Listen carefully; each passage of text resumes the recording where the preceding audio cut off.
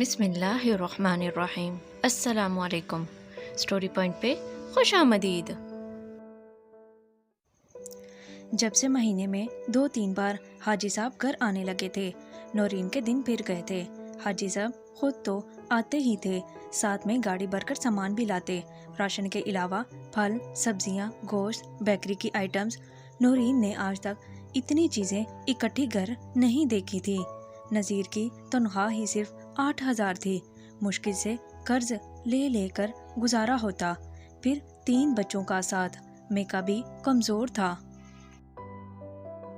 جب حاجی صاحب کی گاڑی چلاتے ہوئے نذیر ٹرالے کی ٹکر سے اللہ کو پیارا ہو گیا تو نورین کو یوں لگا کہ اس کے سر سے کسی نے آسمان چھین لیا ہو اور پاؤں کے نیچے سے دھرتی کھینچ لی ہو۔ نذیر کی جیب سے 300 روپے نکلے اور نورین کے پاس 300 روپے بھی نہیں تھے۔ حاجی صاحب نے کفن دفن کا انتظام کیا اور کل پر بھی پڑھے۔ پوری برادری کو زردہ پلاؤ کھلایا۔ چند دن بعد جب میلہ چھٹ گیا،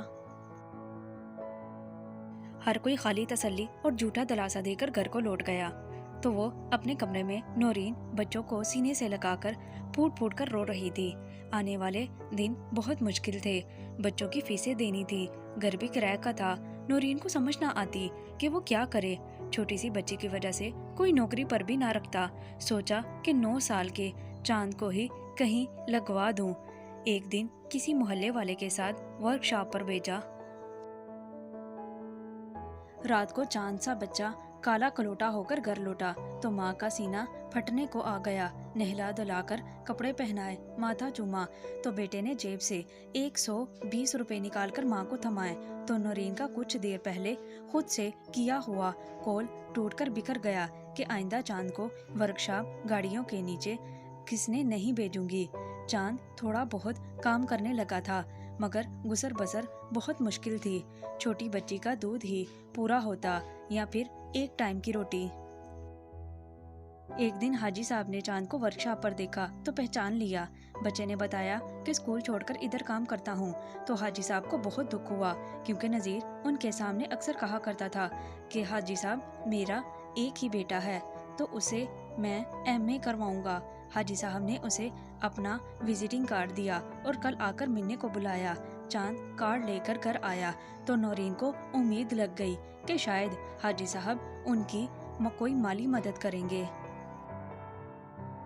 کیونکہ نذیر حاجی صاحب کی سخاوت اور دریا دلی کی بہت قصے سناتا تھا۔ ویسے تو نذیر کے وفات پر بھی انہوں نے 20,000 روپے دیے تھے مگر نورین نے اس سے اپنا قرض ادا کر دیا تھا۔ عدت گزر چکی تھی۔ نورین خود چاند کے ساتھ حاجی صاحب کے پاس آ گئی۔ حاجی صاحب شہر کی نامی گرامی کاروبار شخصیت تھے۔ عزت، دولت اور شہرت انہیں وراثت میں ملی تھی۔ 5 جوان بچوں کے باپ اور صوم و صلات کے پابند درویش مند انسان تھے۔ نہ جانے کتنے یتیم خاندان ان کے زیر کفالت تھے۔ نذیر ان کے پاس 11 سال سے تھا۔ انہیں اس کی تابعداری پسند تھی۔ اس کی وفات کا ان کو صدمہ تھا، لیکن جب کل اس کے بیٹے کو گاڑی کے نیچے لیٹے ہوئے دیکھا تو ان کا دل بھر آیا۔ چاند انہیں جنازے اور کل پر ملا تھا۔ وہ اسے پہچان گئے تھے۔ نورین سے ان کی ملاقات نہیں تھی۔ ویسے بھی وہ عورتوں سے ملنے سے کتراتے تھے، لیکن اب تو نورین بیٹے کے ساتھ آ چکی تھی۔ اسی کے بتانے پر انہوں نے دونوں کو کمرے میں بلوا لیا۔ آفس کی شان و شوکت دیکھ کر نورین کے ہوش گم تھے۔ اپنے ہی خیالوں میں منہ پر کالی چادر لپیٹے ہوئے چاند کے ساتھ اندر آ گئی۔ سلام کا جواب دینے کے بعد حاجی صاحب نے دونوں کو سامنے رکھے صوفے پر بیٹھنے کا اشارہ کیا اور خود اپنی چیئر پر سیدھے ہو کر بیٹھے اور بولے، مجھے افسوس ہے کہ ہم نے نذیر کو کھو دیا۔ بہت ایماندار اور مخلص انسان تھا، لیکن کیا ہو سکتا ہے، جیسے رب کی رضا۔ کل بچے کو دیکھا تو دل کام گیا کہ میں 4 ماہ آپ لوگوں سے غافل رہا۔ میرا اللہ مجھے اس غفلت کی معافی عطا فرمائے۔ میں آپ لوگوں کی مدد کا پابند ہوں۔ حاجی صاحب سر جھکائے دھیمے لہجے میں بولے جا رہے تھے اور نورین رو رہی تھی۔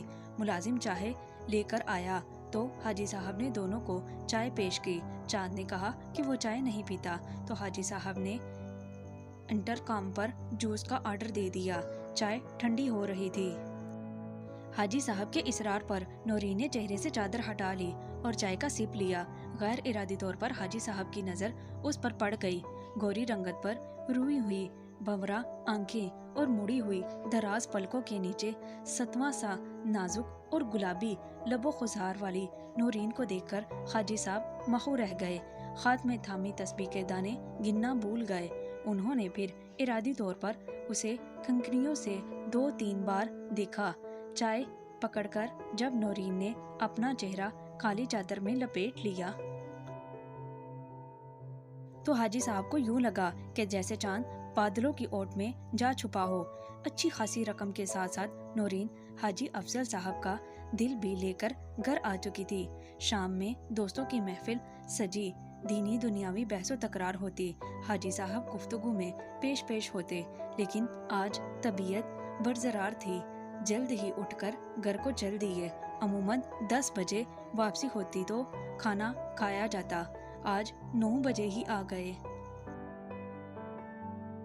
لاؤنج میں بچھے پلنگ پر زیبو نسا بیگم پاؤں پسارے لیٹی تھی۔ خادمہ پاؤں دبا رہی تھی۔ انہیں دیکھتے ہی بولی، خیریت تو ہے نا؟ آج جلدی آ گئے۔ غلطی ہو گئی، وہ کہہ کر کمرے کی طرف بڑھے۔ ماجد بھاگو، حاجی صاحب کو کپڑے وغیرہ دو۔ زیبو نسا نے خادم لڑکے کو بگایا۔ رات کا کھانا سب اکٹھے کھاتے تھے، اسی بہانے سب سے ملاقات ہو جاتی تھی۔ باورچی میں قسم قسم کے کھانوں سے میز بھرا دیتا۔ حاجی صاحب خوب دل لگا کر کھاتے، لیکن آج کسی چیز میں ذائقہ نہیں تھا۔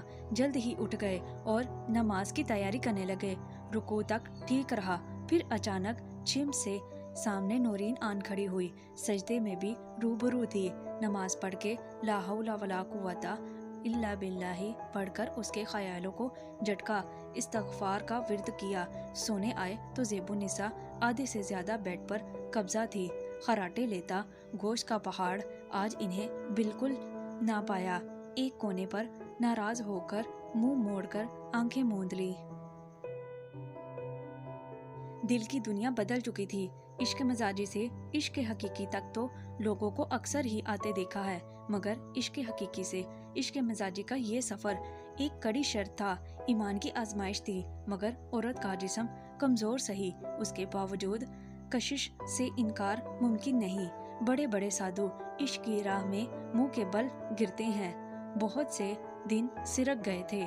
ہر ملاقات پر حاجی صاحب کو کمان ہوتا، شاید وہ آئی ہو، مگر مایوسی ملتی۔ جمعہ کے روز پہلے ٹائم گھر ہوتے، رشتہ دار دوست ملنے آتے، سارا دن ناشتہ چلتا۔